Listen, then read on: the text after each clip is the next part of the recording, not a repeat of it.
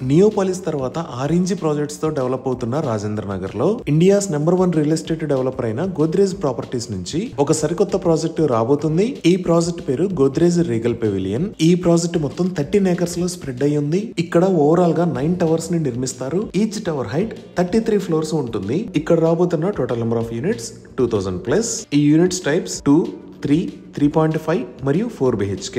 ఈ units sizes 1300 square feet నుంచి 2900 square feet దాకా ఉన్నాయి. ఇదే ఓవరాల్ మాస్టర్ ప్లాన్. ఈ లొకేషన్ లో ఒక బ్యూటిఫుల్ క్లబ్ హౌస్ ని నిర్మిస్తారు. ఈ ప్రాజెక్ట్ కి 4 వైపులా ఎక్సలెంట్ అవుట్డోర్ ఎమ్యూనిటీస్ ని ప్రొవైడ్ చేస్తారు. అవి ఫ్రంట్ సైడ్ లో lounge garden, elegant entrance gateway, jogging track, mini pickle ball court, recreational tennis court మరియు క్రికెట్ ప్రాక్టీస్ నెట్స్ ఉంటాయి. ప్రాజెక్ట్ కి రైట్ సైడ్ లో Miyawaki planting zone, community garden లాంటివి provide చేస్తారు. ఇంకా ప్రాజెక్ట్ కి బ్యాక్ సైడ్ లో children's play area, elderly garden, gathering area లాంటి ఎమ్యూనిటీస్ ఉంటాయి.